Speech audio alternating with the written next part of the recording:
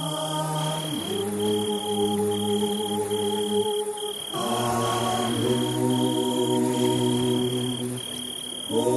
source de la vie, amour, amour, ô songe d'amour,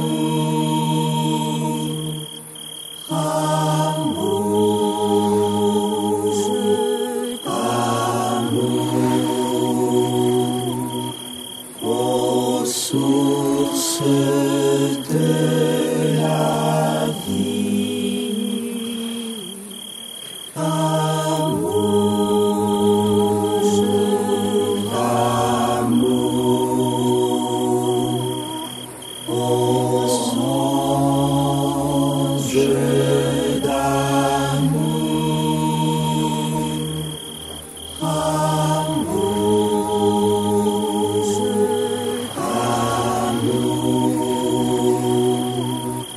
ô source de la vie, amour, amour, ô songe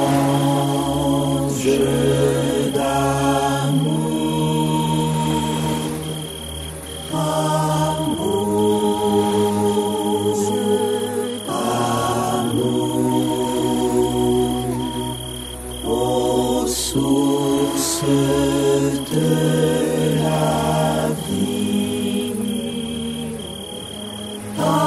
amour, amour, ô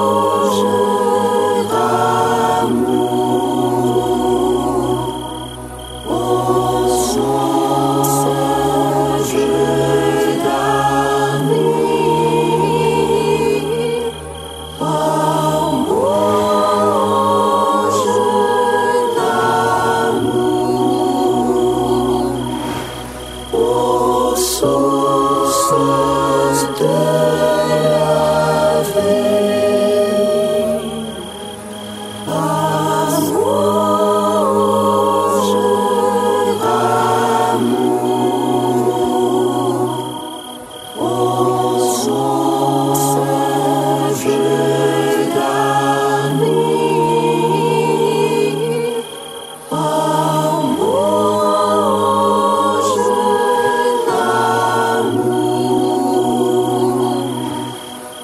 ô sources de la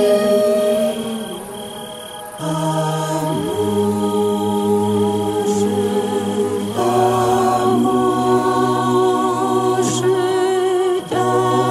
amour,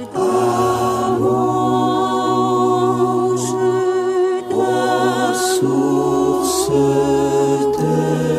la vie, amour,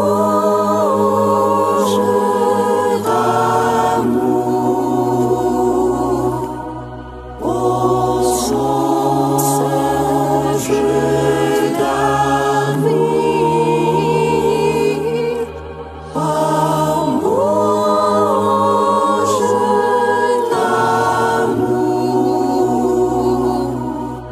ô sources de la vie, amour,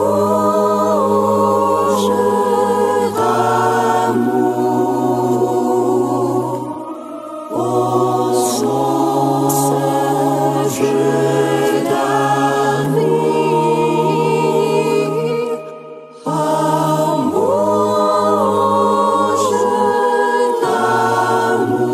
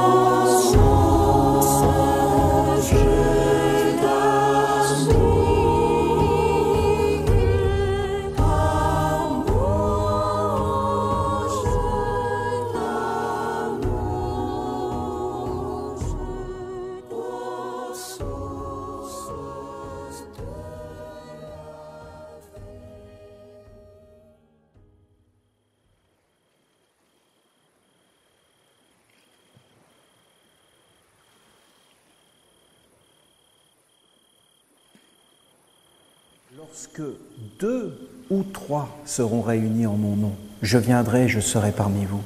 Vous savez pourquoi ils ont rajouté « ou 3 » ? Parce que si c'est 2, c'est qui ? Mais c'est l'homme et la femme. Lorsque 2 seront réunis en mon nom, je serai le 3e. Voilà la parole de Jésus. Quoi ? Un homme et une femme réunis dans un lit ? Et le 3e, c'est Jésus. Mais c'est quoi ça ? Et les prêtres, ils sont réunis avec qui ? Et ils font quoi ? Ils ont même été jusqu'à mettre le crucifix au-dessus du lit pour le crucifier sans arrêt. Alors que lui, il a dit, lorsque deux, pas deux ou trois, c'est pas vrai. Lorsque deux seront réunis en mon nom, je serai le troisième. Parce qu'il n'y a jamais deux sans trois. Le diable dit la même chose. Lorsque deux seront réunis en mon nom, je serai le troisième. C'est quoi? La relation. Le troisième, c'est toujours la relation. 1, 3. Pas 1, 2. Ça n'existe pas. 1 plus 1 n'a jamais fait 2. Ça, c'est vraiment de l'endoctrinement des mathématiques, de comptables et de banquiers. Si vous entrez dans les vraies mathématiques de la vie, 1 plus 1 fait 3. C'est ce que tout le monde a dit depuis le commencement des temps. Un homme, une femme, le Christ ou le diable.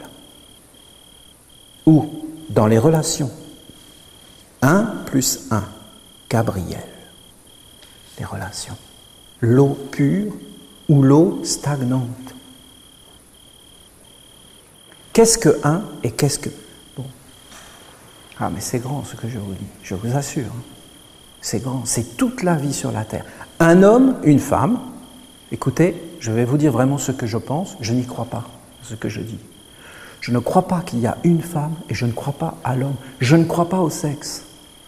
Je dis que le sexe est une illusion, qu'en réalité, ce n'est pas vrai. On ne peut pas enfermer un être. Nous sommes des âmes, nous ne sommes pas des êtres sexes, nous ne sommes pas des sexes qui marchent.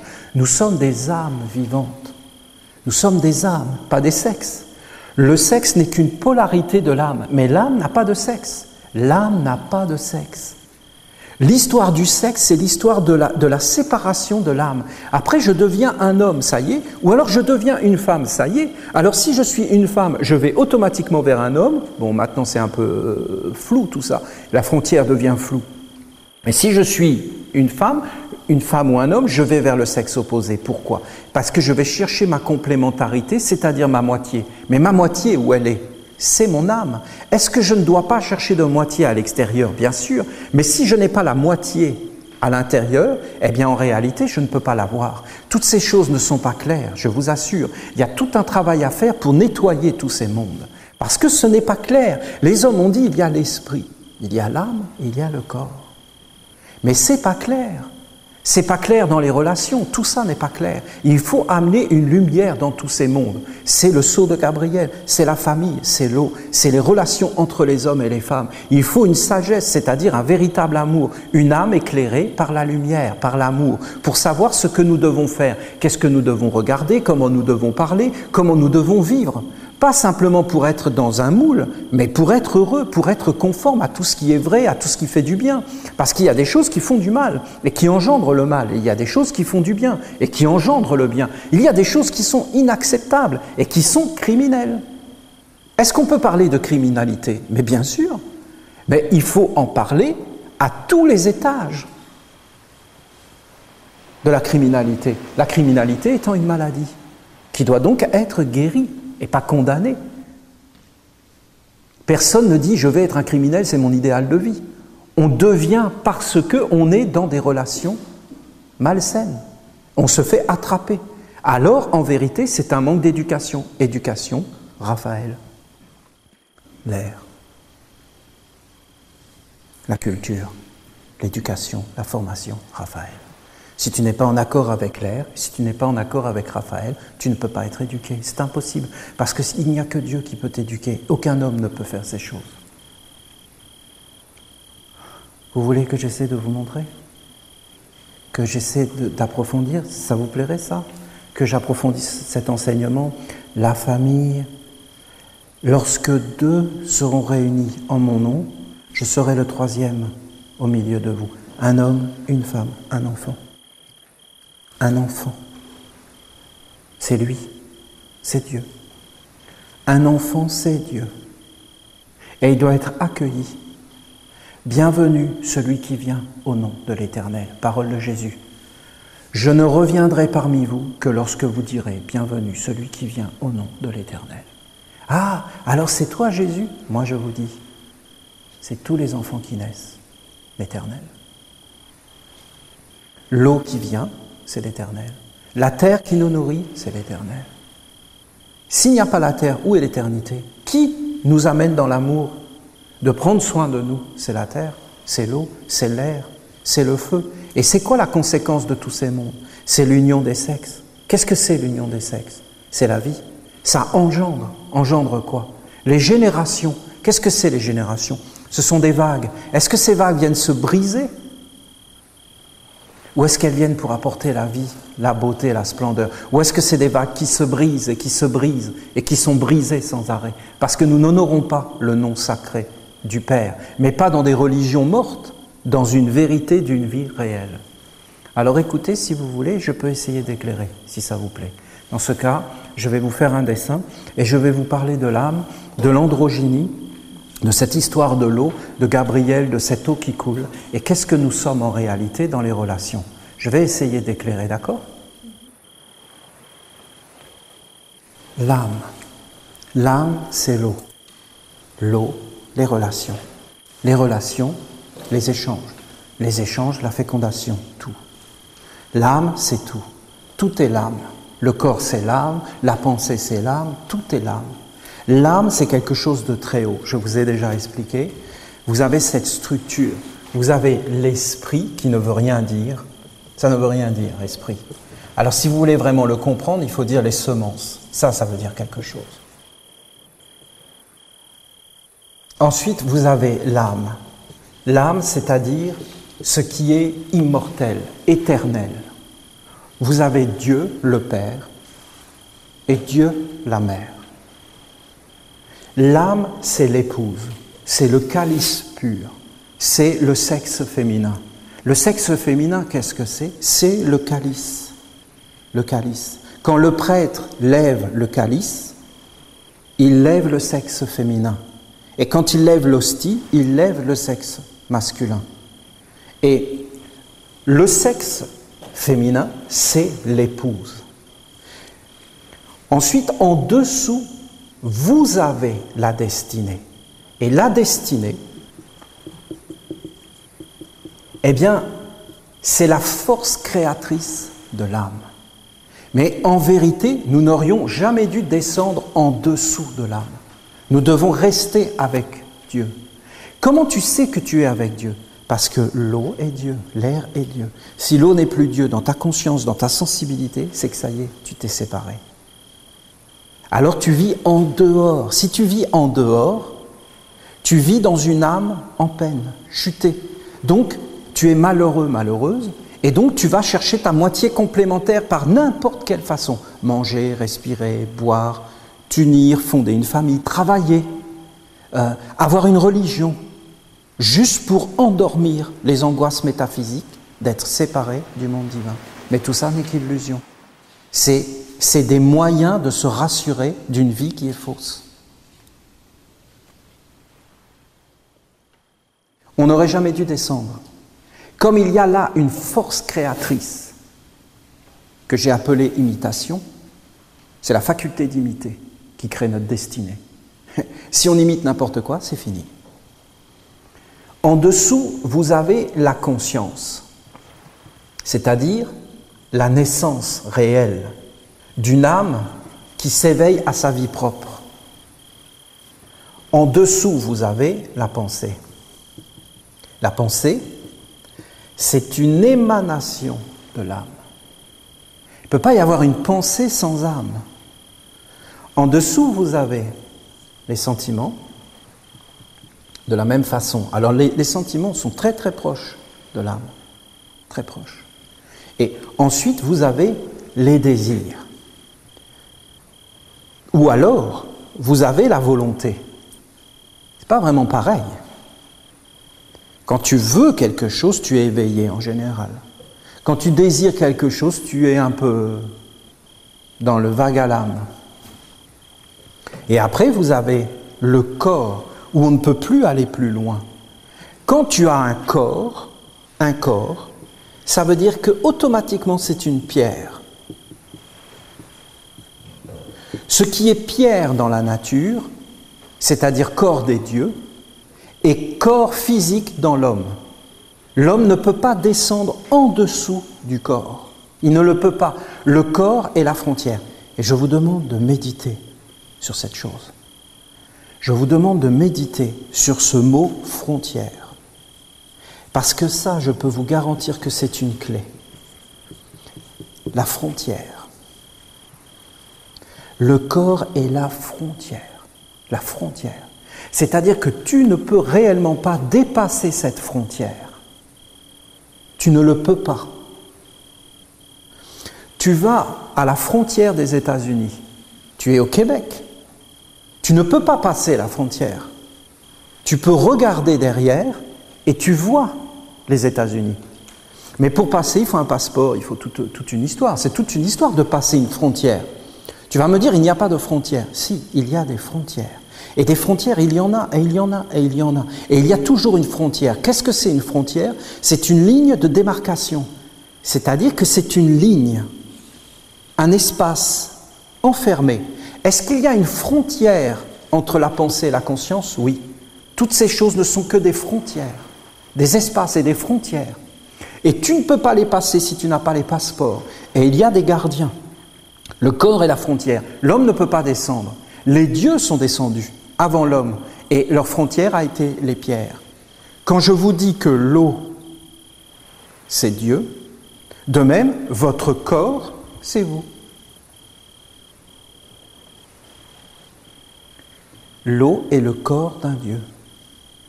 Vous, vous êtes le corps d'une âme. Ici, vous avez un sexe. Dans le corps physique, vous avez un sexe. Vous êtes un homme et une femme. Vous ne pouvez pas être les deux. Il y en a qui sont les deux. Ça existe. C'est très rare, mais ça existe. J'en ai connu une qui étaient les deux. C'était une histoire incroyable. Bon, je ne vais pas vous en parler, mais il avait eu des enfants avec les deux. Il était marié avec un homme. Il avait eu une petite fille. Et après, il avait divorcé et il avait donc choisi de prendre l'autre sexe puisqu'il avait les deux. Et il avait eu un petit garçon avec son mari. Il était redevenu femme. Vous voyez les chocs psychologiques. Puisque c'était sa maman et de seul coup, ça devient son papa. Ah ben oui, ah ben oui. Ah non, mais là Freud, il se serait tiré une balle dans la tête, ce qui n'aurait pas été plus mal, mais bon. Alors, d'accord? Alors, regardez maintenant. Voilà. Vous avez la frontière ici. Vous avez ici, c'est un schéma, vous avez la pensée. Ici, vous avez les sentiments. Et ici, vous avez la volonté ou les désirs. Ce sont les trois centres dans l'homme. Au-dessus, vous avez la conscience.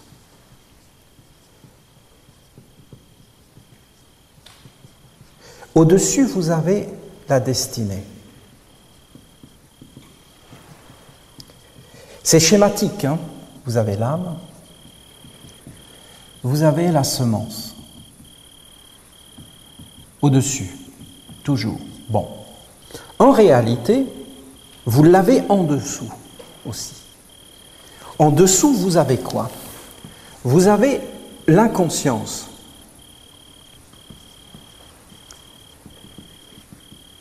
Et après, qu'est-ce que vous avez? En dessous, vous avez la destinée. Vous avez l'âme et vous avez la semence. On appelle ça on l'appelle la terre. Et ça, on l'appelle bien sûr le ciel. Vous avez l'homme qui quelque part est la conscience, en théorie. Il est la conscience. Ou alors, il est l'inconscience. On va l'appeler un zombie. Comme disent mes enfants, zombie. un zombie. Un zombie, c'est le nom même de la magie noire. Le zombie, d'être un zombie, de comment créer des zombies. C'est vraiment l'idée de la magie noire, dans le sens que un zombie, c'est quelque chose de génial. Essayez d'imaginer. Vous avez des êtres qui sont morts. Vous les ressuscitez et vous leur redonnez vie, c'est-à-dire vous leur redonnez une âme. Vous les animez. Et ces êtres, en fin de compte, travaillent pour vous. D'accord ? On vous enseignera ça en Haïti, c'est la base d'Haïti, c'est le zombie. Le zombie. Le zombie, voilà, c'est la base. C'est le fantasme des militaires. Un soldat qui n'a peur de rien, qui est aux ordres. Et c'est le fantasme de tout gouvernement malsain, tout gouvernement communiste. C'est-à-dire qui va profaner le nom de Dieu et qui va s'emparer des hommes pour en faire des parfaits petits soldats, des serviteurs de l'économie, de toutes ces choses. Donc comment les animer? Comment leur donner une âme? Comment tuer les êtres et les animer? Comment enlever l'âme d'un être et l'animer? C'est le principe de la magie noire. Je ne vais pas développer, je fais juste une petite parenthèse. C'est les frontières. Ensuite, vous avez derrière. Derrière, vous avez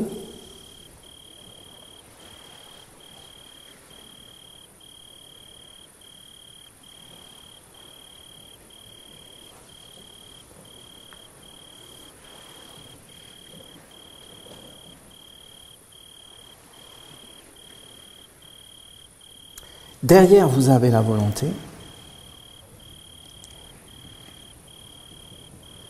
Non. Derrière, vous avez, c'est complexe, parce que ce que je suis en train de vous enseigner, c'est particulier, parce que c'est les auras. Je veux vous montrer les auras. Derrière, vous avez la destinée. Et vous avez l'âme. Et vous avez la semence, derrière vous. Ici, vous avez 7 centres.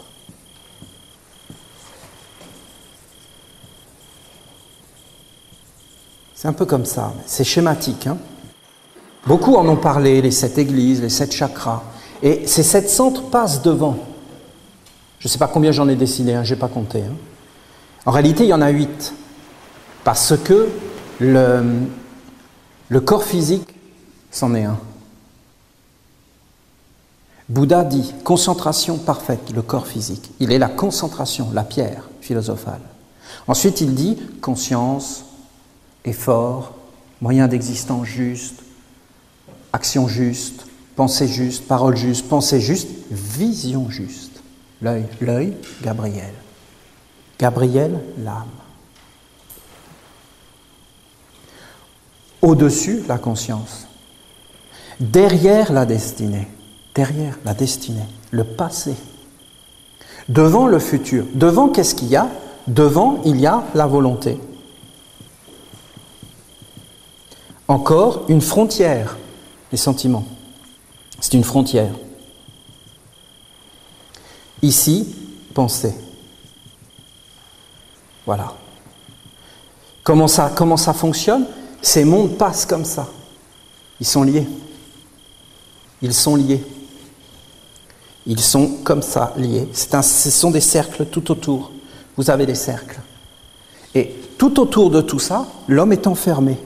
Et tout autour, c'est le monde divin et c'est l'âme universelle. Nous baignons dans des mondes et les forces passent à travers tous ces mondes. Et en fonction de est-ce que nous avons un ciel, est-ce que nous avons une terre, tu honoreras ton père et ta mère, en fonction de toutes ces choses, alors notre destinée est déterminée, notre vie. Parce que regardez bien, qu'est-ce que dit Jésus? Lorsque 2 seront réunis, l'homme et la femme, en mon nom, je serai au milieu. Parce que si vous mettez ici,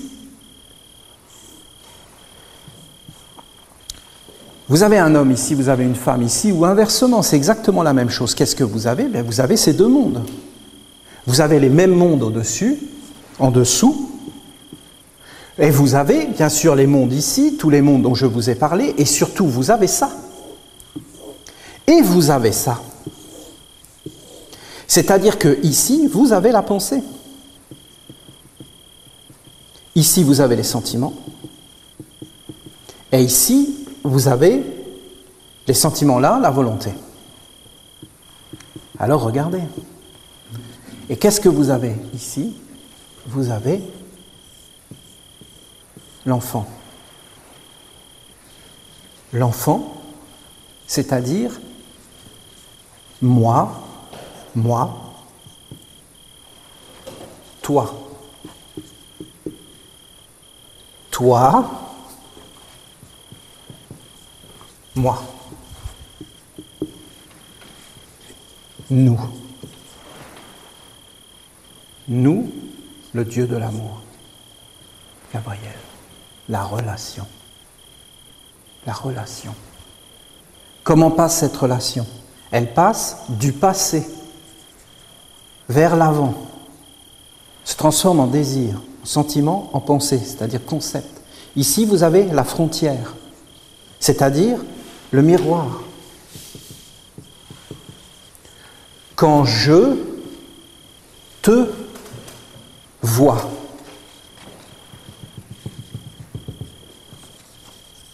miroir, c'est moi que je vois. Quand je te vois, c'est moi que je vois. C'est pas toi. Si je suis un sans âme, zombie, c'est des mondes en moi du passé, mes parents, ma tradition, tout ça, qui passent à travers moi, forment mon corps et vont vers toi pour reproduire les mêmes schémas qu'ils ont reproduits. Et je fais apparaître le Dieu de l'amour. Je suis ton Dieu. Tu n'auras pas d'autre Dieu que moi. Celui qui vivra, tu vivras par la loi. Celui qui ne vivra pas par la loi périra par la loi. Quelle est la loi? L'amour. Celui qui vivra dans l'amour vivra avec Dieu. On reconnaîtra mes disciples à ceux qui ont l'amour. Celui qui n'a pas l'amour n'est pas avec Dieu. Dieu est amour, tu craindras l'Éternel, ton Dieu. Tu craindras. Tu craindras quoi? L'amour. Tu craindras de violer la loi de l'amour. Si tu violes la loi de l'amour, tu violes Dieu. L'eau, Gabriel, les relations. Si tu violes Dieu, l'amour, tu profanes le nom de Dieu, tu pollues tout ça, et tu mets la semence de l'infâme au monde. Tu craindras l'Éternel, ton Dieu, bien sûr. Est-ce que Moïse est Dieu? Oui. Est-ce qu'on doit craindre l'Éternel? Oui.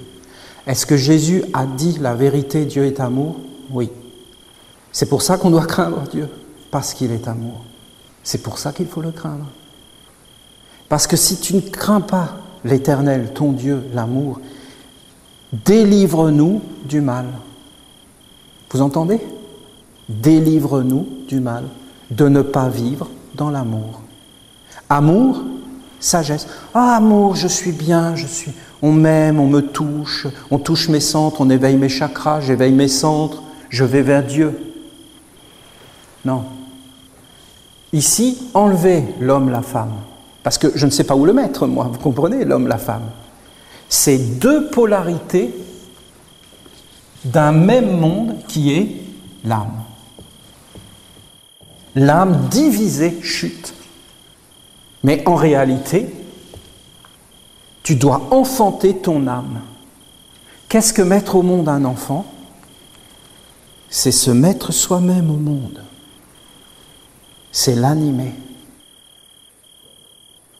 Je ne sais pas si vous voyez ce que je vous dis. Mon Dieu que c'est beau. Je ne sais pas si vous vous rendez compte que c'est ce que je suis en train de faire devant vous. Parce que n'importe quelle personne qui est un peu éduquée, parce que c'est ça le vrai problème qu'on a aujourd'hui, on a un problème d'éducation et de culture. Réellement, on en a un. On a un vrai problème d'éducation et de culture. On n'a plus de culture.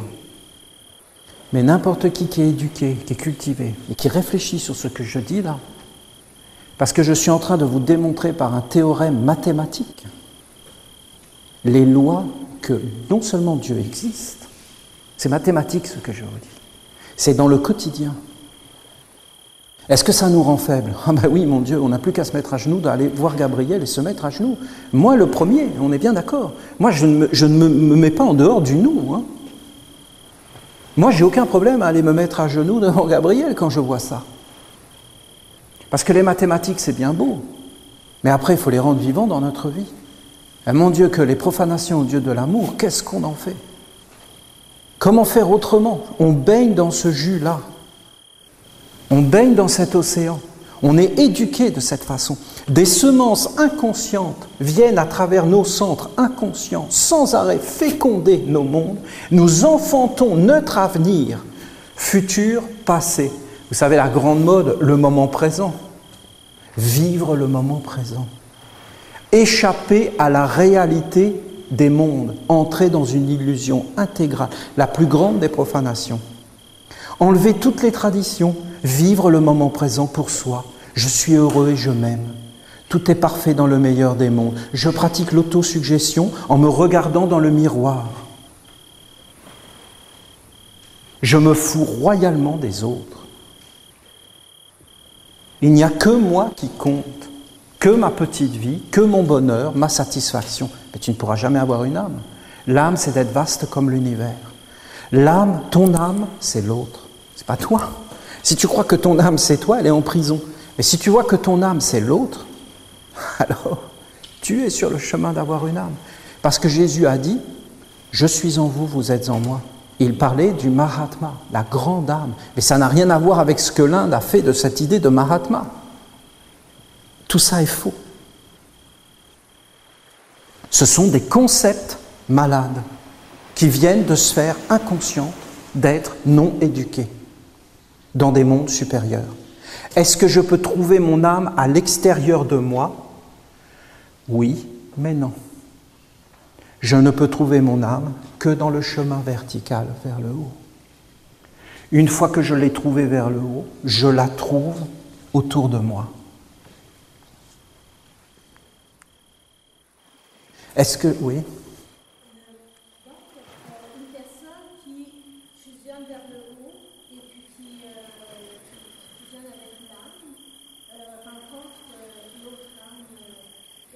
Alors elle rencontre la personne qui vit sur le même fréquence, qui va avoir une conscience et une pureté similaire à la sienne. C'est un idéal. C'est ça, c'est difficile à faire. Ah, bah, écoute. On est bien d'accord. Non, mais on est bien d'accord. Mais non, mais c'est parfait. Mais non, mais ta question est parfaite. Hein? On est bien d'accord. Là, on est tous d'accord. On touche à la préoccupation fondamentale. On peut dire tout ce qu'on veut, on touche au point central de nos préoccupations fondamentales. Pas nous, là, nous Esséniens. Nous, le monde entier, tous les hommes, les femmes, les hommes, cherchent ça. On est dans la préoccupation fondamentale, mais inconsciente. Inconsciente. Totalement inconsciente. Ce que je vous dis là, sans vouloir en faire trop, je vous dis que c'est révolutionnaire. Je vous dis que c'est un enseignement révolutionnaire que je vous dis. Parce que c'est une clarté qui... Là, on ne peut pas le voir. Parce que ça touche réellement un point fondamental. Mais ça, c'est pas une théorie, c'est une carte. C'est pas une théorie. Une carte, c'est pas une théorie. Une carte, c'est vraiment précis.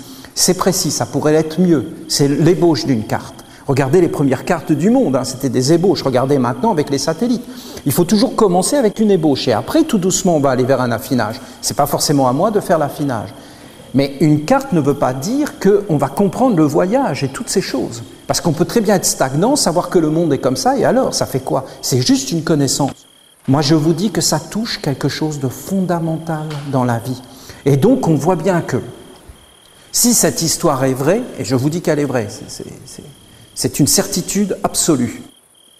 Si cette histoire est vraie, et c'est vrai, c'est pas vrai comme ça, c'est pas vrai dans un monde, c'est vrai dans tous les mondes. C'est vrai, c'est une perfection. C'est comme l'eau est vraie, l'air est vrai, ce que je vous dis là est vrai. Est vrai parce qu'il va vous éclairer dans toutes vos relations. Vous allez tout comprendre si vous regardez cette carte et que vous regardez, par exemple, vous parlez avec votre femme, vous parlez avec votre mari, vous allez voir qu'en réalité, il y a un passé qui vient sans arrêt. Et que si vous êtes vraiment conscient, vous allez voir vos propres parents, arrière, et ainsi de suite, et votre monde. Est-ce que, par exemple, et vous allez comprendre toute l'histoire de l'humanité, et vous allez comprendre énormément de nos coutumes, de nos croyances qui viennent d'un ancien passé, parce que croyez pas que ce savoir-là, il vient d'arriver comme ça. Les anciens, ils connaissaient ça, ils ne l'ont pas forcément formulé de la même façon, et alors, on n'est pas obligé de parler tous le même langage, et on n'est pas obligé de regarder le monde avec les mêmes yeux, parce qu'en réalité, le savoir est universel et appartient à aucun homme, ni à aucune femme. Donc, en vérité, beaucoup d'êtres ont connu cela. C'est pour ça qu'on ne voulait pas certains mariages. Parce qu'on savait que si tu t'associais avec une femme ou avec un homme, tu t'associais avec une destinée, une âme. Mais l'âme, ce n'était pas forcément l'âme divine, l'épouse préparée pour les noces de l'agneau. Lisez l'Apocalypse, vous allez être surpris. Et voilà, il y avait cette église. Et voilà, il y avait un agneau. Et voilà, il y avait l'âme qui était préparée pour les noces de l'agneau. Elle était revêtue. Il y avait là 144 000. Et vous allez voir tout l'enseignement des Esséniens. Et en réalité, on parle toujours de la même chose. Qu'est-ce que c'est que le mariage? C'est l'union. Qu'est-ce que c'est que l'union? C'est la réunion. Qu'est-ce que c'est que se marier? Je vous ai dit, il y a 3 événements dans la vie. La naissance, la mort, le mariage. Avec qui tu vas te marier? C'est ça la vraie question. C'est ça la question. Les bonnes sœurs vont dire, je suis mariée avec Jésus. C'est la question. Avec qui es-tu marié? Alors, ce n'est pas la question d'être marié, c'est qu'est-ce que tu vas mettre au monde comme enfant? Parce que nous sommes tous des femmes, puisque nous sommes tous des âmes. Donc le principe féminin, c'est notre principe. Est-ce qu'il peut y avoir un homme sur la terre? Non, ce n'est pas possible, parce que ce serait super dangereux. Parce que si on était des hommes, ça voudrait dire qu'on serait des porteurs de semences, c'est ça l'homme. Mais bien sûr qu'on est tous ensemencés, mais il n'y a que le monde divin qui a le droit de féconder. Il n'y a que le monde divin qui est masculin. Nous sommes tous des épouses. Tous. Il n'y a pas d'hommes. Ça, c'est une vision. Alors, bien sûr, est-ce qu'il y a des hommes? Oui, il y a des hommes. Oui, il y a des femmes. Est-ce que les hommes doivent être respectués? Oui, ils doivent être respectués pour leur qualité masculine. Est-ce que les femmes doivent être respectées? Oui, elles doivent être respectées pour leur qualité féminine. Est-ce qu'on doit enfermer un homme dans le sexe? Ah ben bien sûr que non, ni un homme ni une femme. Parce que si vous comprenez ce que je vous dis, vous savez que vous pouvez vous polariser. Femme, âme, comme vous voulez. À un moment donné, vous pouvez être femme, c'est-à-dire même si vous êtes un homme, vous êtes beaucoup plus réceptif, beaucoup plus créateur, jusqu'à l'aboutissement. Les femmes sont beaucoup plus dans le détail. Vous savez, nous les hommes, on se balade, qu'on ait des lunettes ou qu'on n'en ait pas, on est myope. Les femmes, c'est le détail, mais c'est affolant de voir ça. Moi, quand j'ai réellement compris le côté féminin, je me suis dit, mais c'est pas possible. Tout est analysé. Le détail, tout est maîtrisé. Tous les détails partout, tout. Ce que nous, on ne regarde jamais. Des traces sur le plancher. Je ne savais même pas que ça existait. Moi, des traces sur le plancher, je ne savais même pas que ça existait. J'avais même jamais vu, je passais dans le monde. Non, je suis ignare. Je vous assure, les traces sur le plancher, je ne connais pas. J'ai découvert ça il n'y a pas longtemps, qu'il y avait des traces sur le plancher, et que voilà, et que c'était important, les traces sur le plancher. Moi, je ne les avais même pas vues. Pourtant, j'ai des lunettes, hein, et peut-être faudrait que je les enlève, je verrai mieux. Alors, je vous dis qu'on peut se polariser. Ce qui est important pour l'autre n'est pas du tout important forcément pour l'autre. Nous ne sommes pas enfermés dans le sexe. Notre âme est au-delà du sexe. L'œil n'a pas de sexe. Vous pouvez monter vers votre âme. C'est le chemin intérieur. L'âme, vous ne pouvez la trouver qu'à l'intérieur. Vous devez rendre l'âme objective, c'est-à-dire vivre avec notre âme. Nous devons réfléchir sur les relations, Gabriel. Nous devrions être suffisamment conscients pour ne rien laisser entrer en nous qui est semence de choses qu'on ne veut pas. Que ces choses existent, elles existent. Qu'on n'en veuille pas, c'est notre droit légitime. Si c'est conduit par l'amour, c'est-à-dire l'intelligence, l'amour, qu'est-ce que ça veut dire? La totalité de tous les anges. Le respect, la dignité, c'est l'amour. Et qu'est-ce que c'est l'amour? Je vous l'ai dit, c'est la sagesse. C'est l'âme dans la sagesse. L'âme pure, vivante, éveillée, fécondée. Pure ne veut pas dire des concepts. Qu'est-ce que c'est la pureté? Je vais vers Dieu. Vous savez, dans le Tantra Yoga, ils ont fait tout un tas de choses où la femme et l'homme sont divinisés. Mais c'est toujours la même chose, vous allez aller vers vos propres frontières. Vous ne pourrez jamais rencontrer à l'extérieur si vous n'unissez pas dans la verticalité. Alors vous avez la croix. Et là, bien sûr, c'est la perfection. Est-ce que cette perfection doit être recherchée? Oui, c'est une obligation. Parce que si tu vis le monde divin simplement dans l'androgynie, où tu es un être à l'intérieur de toi, jusque dans le plan terrestre, alors tu verras, ton corps doit être féminin. Et ton âme et ton esprit doivent être masculins. Et alors tu es un créateur, mais dans la pureté et dans la clarté. Oui, mais tu dois toujours toi-même retrouver un calice et partager ta vie. Un homme peut être porteur de quelque chose de beau et donner à la femme, et la femme peut être heureuse de recevoir et de mettre aussi, elle, au monde, un enfant. Mais c'est parce qu'ils s'aiment. Alors ils forment une famille. Il n'y a pas de mots pour expliquer. Alors Dieu vit. C'est le Dieu qui vivait dans Isaac, dans Abraham et dans Jacob. Il passe les générations. Mais comment il est venu sur la terre? Parce que un et un étaient unis en mon nom. C'est quoi son nom? C'est ça. Je vous l'appelle devant vous. Je vous le montre. Je vous montre son nom. Je vous dis qui il est. Je vous le montre dans tous ses corps et dans toutes ses manifestations. Je vous montre comment Dieu agit et comment il entre dans le monde. Si vous avez pollué n'importe laquelle de ces choses ou laissé polluer, Dieu ne pourra pas venir, quoi que vous fassiez, même si vous l'appelez. Il ne le pourra pas, parce qu'il n'y a pas de calice. Il n'y a pas de réceptacle, il n'y a pas un et un. Alors tu ne peux pas l'appeler. Tu peux être un et un, mais tu peux l'appeler. Et après, tu le manifesteras dans la pureté. C'est ce que je fais devant vous. Je suis comme androgyne, c'est-à-dire que vous voyez bien que c'est une création et que je fais apparaître un monde. Et qu'ensemble on a une relation et qu'on n'est pas associés pour rien. Et qu'en réalité on est ensemble. Donc on tisse des liens. Maintenant cette chose que j'ai dessinée entre nous vit entre nous. Soit vous l'acceptez, parce que si vous regardez bien, c'est une semence que je vous mets là. On est d'accord? C'est compréhensible ça.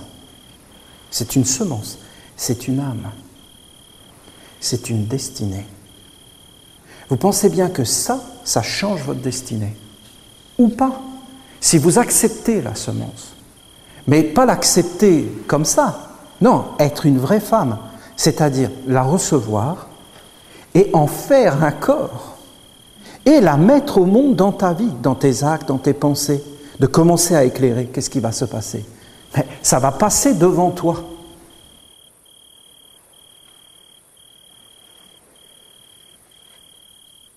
Si ça passe devant toi, ça va agir réellement. Tu vas passer la frontière. Tu peux voir l'autre. C'est terrible. Hein? Parce que dans ce cas, si tu commences à voir l'autre, ça veut dire que l'autre devient ton disciple. D'accord? Si l'autre devient ton disciple, il faut que tu l'éduques. Alors ça, c'est dur. C'est la chose vraiment qui est la plus dure au monde. C'est de changer une personne. Ah oui, je peux vous le dire. Beaucoup de choses sont faciles, mais changer une personne, je peux vous dire que c'est compliqué. C'est pour ça que dans les temps anciens, on ne faisait en sorte que les êtres qui s'unissent ne s'unissent que dans des communautés et des traditions similaires, pour garder le niveau. Parce qu'on savait très bien que ceux qui vivaient dans les parents, dans les arrière-parents, traversaient les générations et vivaient là, et rentraient dans le futur. Et regardez dans les évangiles certaines paroles très surprenantes. Et voilà celui qui était derrière moi, le voilà passer devant moi, parce qu'avant moi, il est, c'est la parole de Saint Jean le Baptiste. Il parle en réalité de Dieu, et il dit que Jésus est Dieu. Il dit que Jésus est l'androgyne. Et il dit que celui qui était derrière moi, c'est-à-dire tout mon passé, le voilà passer devant moi. Parce qu'avant moi, il est. Ça veut dire que Jésus allait changer le monde, bien sûr. Pourquoi? Parce qu'il était la semence au-dessus. Que Saint Jean le Baptiste était une ancienne tradition, mais que lui, il était comme ça. Il était dans une tradition, mais Jésus venait du ciel. Et il a amené l'androgynie, c'est-à-dire l'alliance, le mariage avec le haut. Il avait réalisé le mariage avec le haut. À partir de ce moment-là, il était l'alliance. C'est-à-dire alliance. Faites la transposition. Mariage. C'est pareil, alliance ou mariage. Ça veut dire fusion. Un et un.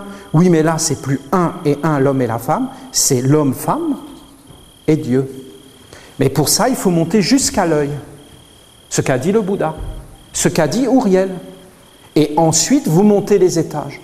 Ici, vous rencontrez un ange, ce qui n'est pas une mince affaire. Et là, vous rencontrez votre âme.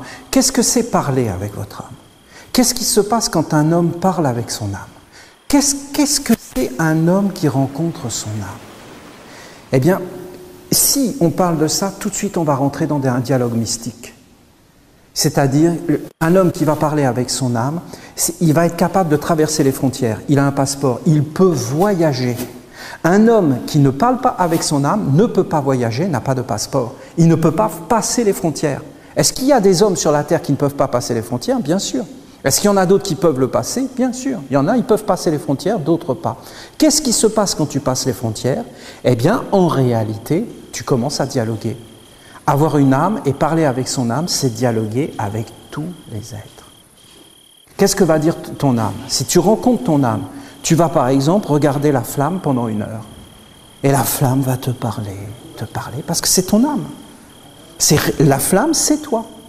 L'eau qui coule, c'est toi. Là, tu as une âme. L'autre, c'est toi, réellement toi. On a parlé du Bouddha de compassion. Il avait la compassion. La compassion, c'est la vertu de l'âme. C'est pas que cet être dit « il faut que je sois compatissant pour plaire à Dieu ». Non, c'est naturel. Parce que celui qui rencontre son âme, il n'a pas besoin de s'inventer des raisons pour vivre. Il vit. Et il voit qu'il est compassion. Parce que c'est lui. L'autre, c'est vraiment lui. Vraiment. Les mères peuvent, plus que les hommes éventuellement, mais il ne faut pas non plus enfermer les hommes. Parce que les hommes peuvent être des mères, mais il faut qu'ils s'entraînent, ce n'est pas naturel. Mais s'ils travaillent sur eux, ils peuvent développer le sentiment féminin, d'amour de l'autre, de l'attention, de la délicatesse, de la prévenance, de penser à l'autre. L'homme doit s'entraîner, mais s'il s'entraîne, il développe le côté féminin, il n'y a pas de problème. Comme la femme peut développer le côté masculin, et puis avoir les vertus du côté masculin, c'est très bon. On ne doit pas être enfermé. Mais je vous dis que dès que tu vois que l'autre c'est toi, que c'est ton âme, mais les étoiles, hein, le soleil, l'eau, Dieu, alors tu as une âme. Quand on dit qu'ils ont eu les dons des langues, c'est-à-dire qu'ils pouvaient parler à tous les êtres, aux animaux, parce que c'était eux. C'est toi. Voilà. Alors tu es avec l'âme universelle. C'est le langage. Je pense que je viens d'éclaircir l'enseignement de Gabriel. Hein? Je pense que c'est positif. Ça vous plaît? Ben moi aussi. Donc là, on est vraiment ensemble. Hein? Vous avez là quelque chose d'idéal. Ce qui serait parfait, c'est que nous puissions réellement entrer là-dedans et vous imaginez pour les générations futures, pour les prochaines familles, qu'est-ce que ce serait beau que les hommes soient éduqués dans ce sens-là. Vous voyez? parce qu'on en comprendrait des choses dans les relations.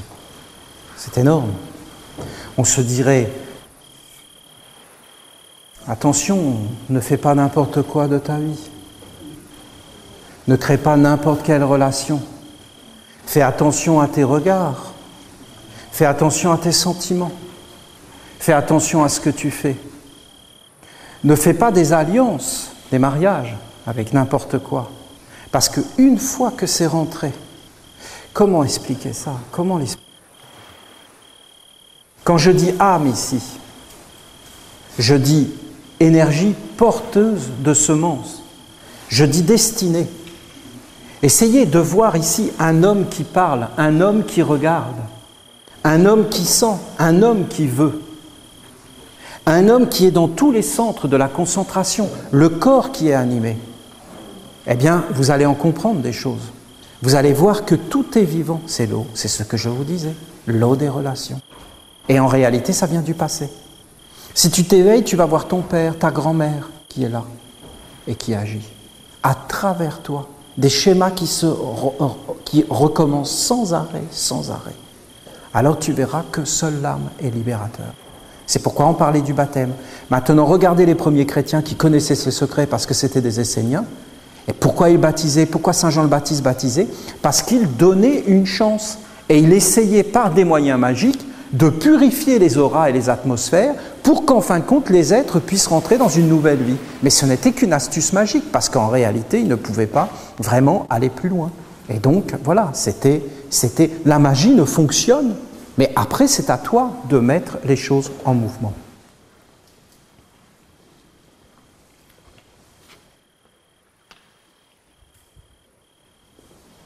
Je souhaite la bienvenue à ces deux petits Esséniens, Esséniennes. Je leur souhaite une vie belle. Je voudrais que tous les enfants du monde soient accueillis dans la douceur et dans l'intelligence et dans une sagesse qui nous éclaire et qui nous apporte un monde où nous ne sommes plus des inconscients. Parce que, mes amis, destinée, âme, semence, en bas, inconscience, animée par qui et par quoi? Par qui et par quoi? Je vois des grands-pères, des grands-mères qui viennent vers moi. Je les regarde, je vois leur vie entière, derrière eux. Parce qu'à un moment donné, ta vie passe derrière toi. Et il n'y a plus rien devant. Si vous regardez un des miracles de notre enseignement, c'est d'amener un horizon devant. Un horizon. Ça n'a aucun prix, ça. C'est pas forcément dans le bruit. C'est dans le silence que vous pouvez comprendre. C'est pas forcément ce qui fait le plus de bruit qui est essentiel. Cet horizon qui est tracé devant, c'est quand même incroyable. Je peux vous garantir qu'on devrait le renforcer et l'unir pour que toutes les personnes âgées, on ouvre un chemin devant eux plus grand que le chemin qui est derrière eux. Parce que sinon, tu te fais attraper par ces mondes qui sont derrière. Et quand tu regardes la futilité de la vie, et qu'en réalité, il ne reste pour ainsi dire rien de tout ce que tu as fait, c'est quand même incroyable. Et tu vois que le sens même de la vie, c'est d'arriver à avoir cette fécondation et ce lien avec la vraie semence. Mais elle ne s'approchera que d'une âme pure, consciente, vierge. Or, l'âme est dépendante du corps. Parce que le corps est une émanation de l'âme. Et quelque part, une faute, mais ça peut être aussi une chance de se construire un nouveau corps. C'est tellement vrai tout ce que je vous dis. Quand tu es pris dans ces forces, alors c'est comme être pris dans des courants d'eau. Va t'en sortir, tu as intérêt à être un bon nageur. Parce que quand tu es pris là-dedans, emprisonné par tout un monde qui vient autour de toi, facile à dire, mais quand tu es dedans, pris par des pensées, des sentiments, des forces qui viennent du passé, qui t'asservissent, comment tu fais? C'est pour ça qu'il ne faut jamais faire certaines choses. Si tu les fais, tu es pris. La seule façon, c'est de ne pas les faire. Après, il faut tout un corps de sagesse pour arriver à résister et à avoir le secret de la connaissance. Et alors tu te dis non, ça, c'est non. C'est non. Quand tu dis c'est non, ça y est. Tu as le corps. Et si vous croyez qu'on va vous faire des cadeaux dans ce monde-là, vous vous illusionnez à 100%. Soit tu maîtrises, soit tu ne maîtrises pas. Si tu ne maîtrises pas, tu es emporté par le courant.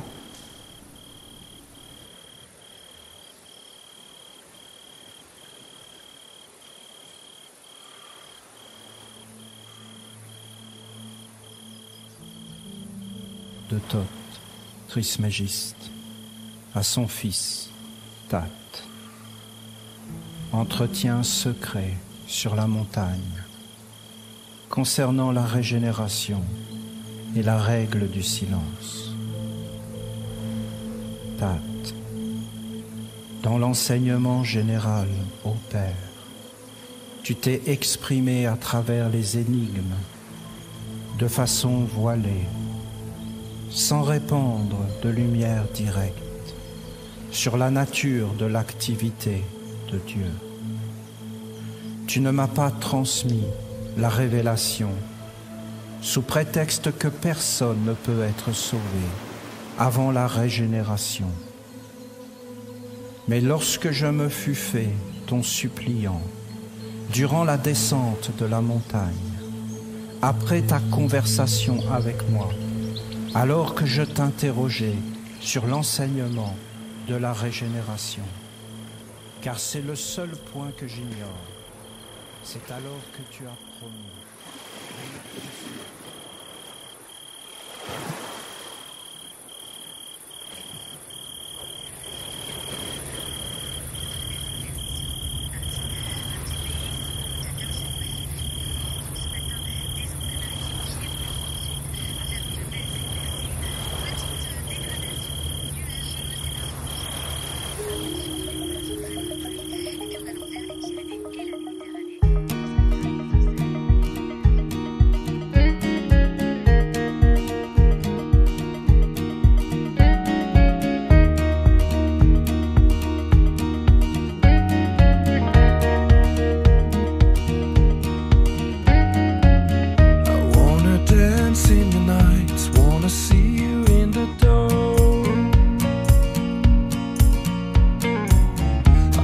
Show you the lights, won't you smile on Sunday morning?